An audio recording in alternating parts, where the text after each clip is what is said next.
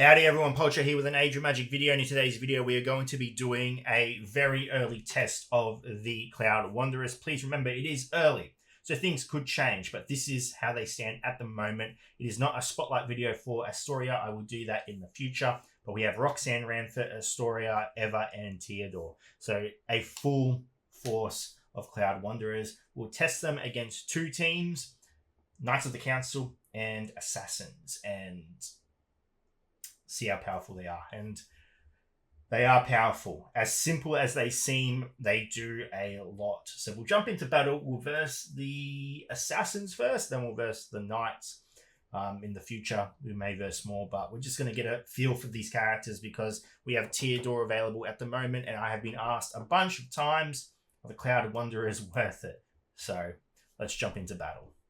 Okay, so jumping into battle, Astoria will go first. She has the highest speed of a lot of characters. She's very quick and she is beautiful. Of course, the Cloud Wanderers all are. They're quite magnificent characters, and you will notice that she starts with one of her abilities on cooldown, so similar to Roynar and Siegfried. So yeah, remember that. So we're going to show you one of her abilities in this video, the one she starts off with. Astoria's light allies always hit and their attacks cannot be dodged for 3 turns. Light allies receive 3 stacks of a buff, increasing critical damage by 35%.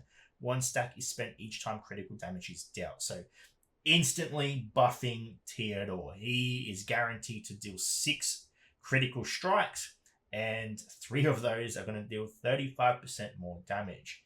So the one ability that is on cooldown as well, that is a flying skill. So Theodore would benefit from that. So we are going to go ahead and cast the ability. Beautiful. Give ourselves those nice buffs. Now, the strength of the Cloud Wanderers comes from their buffs. I think all of them cast buffs, and it is insane. So we are going to go ahead and use Solar Storm first. Put the static on the enemy, because then we can freeze them in the next turn. We're going to go ahead and use our flying ability. Theodore's going to come through with a support attack. Remember, the Assassins have one huge weakness, massive weakness. Kill Yuki. If Yuki dies, you won the fight essentially. So we're going to go ahead, cast our ultimate. I call it the ultimate.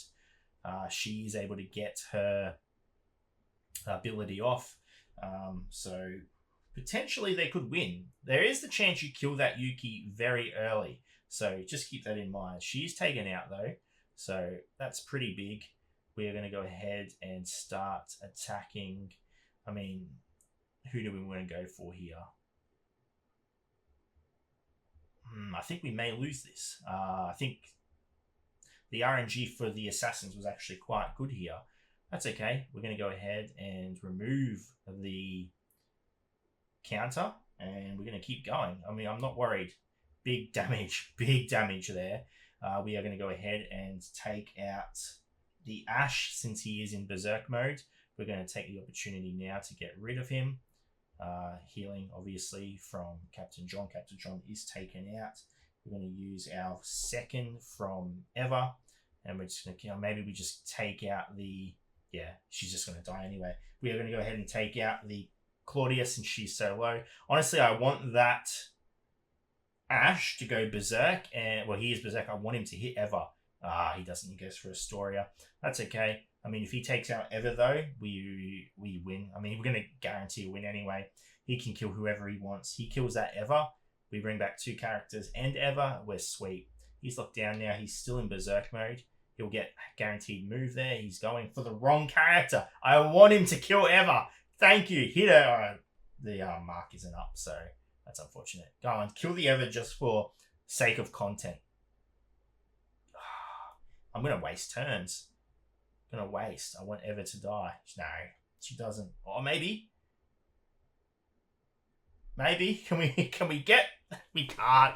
Oh, Eva dies. She resurrects herself, and she resurrects 2 allies as well. So, I mean, it would be set there. But as you can see, there is a chance you can kill that Yuki before she gets the parry out, which is huge. You pretty much guarantee the win there. But as you can see, once she gets parried out, it becomes a little bit scary.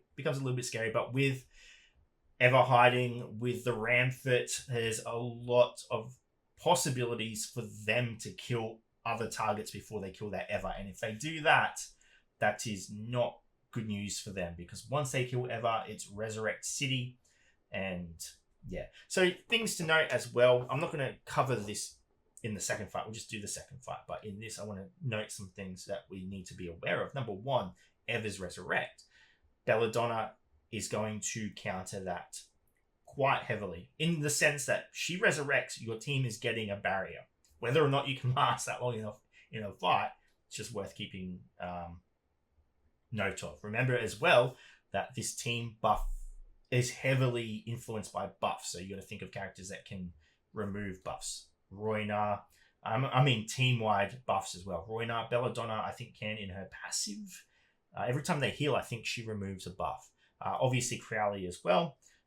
Those are the most notable characters, so keep that in mind. But the faction as a whole is very simple but very strong. They have huge stat buffs.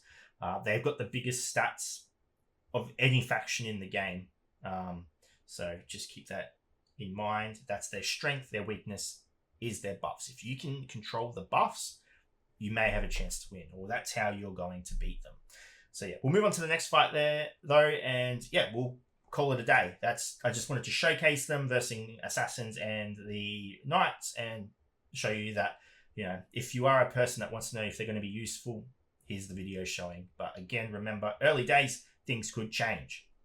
So jumping in against the Knights, we are going to go ahead and cast our second ability. Astoria, we're going to jump that down to 2 times speed though.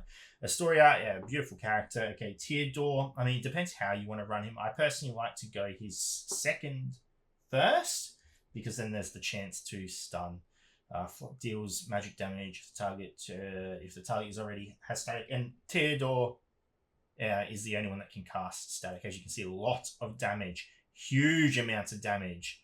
Okay, now we're going to go ahead and cast our Cloud Singer. Remember, that's going to give Teodor a bonus attack every time we cast a flying skill.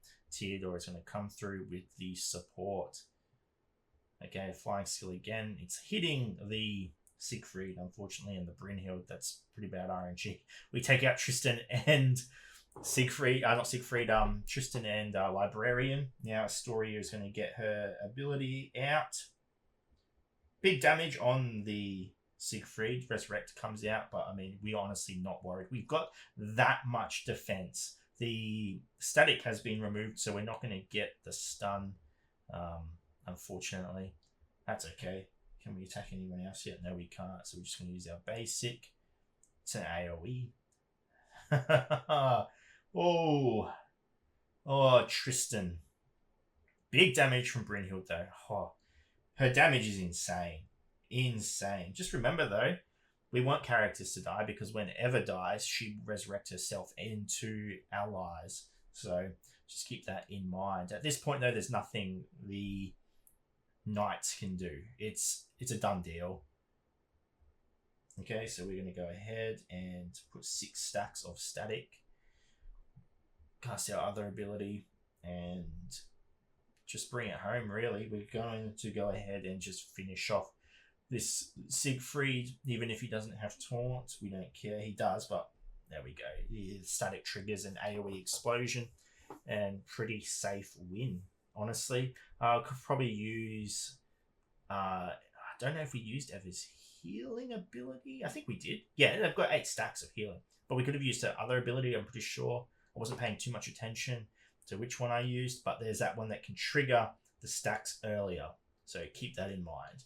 It can supply a fair amount of healing. So they're very strong. Obviously, Knights have very little they can do against the Cloud Wanderers. Remember, though, Cloud Wanderers are very, very heavy based on their buffs. Their buffs are insane, as the Knights are. They're heavily based off their buffs as well. But as you can see, the buffs for the Cloud Wanderers are a bit more potent. So just keep that in mind. Anyway, ladies and gentlemen, thank you so much for watching. If you have any questions, feel free to leave a comment below. I will answer it to the best of my ability. And wherever you're around the world, until next time, please take care of yourself.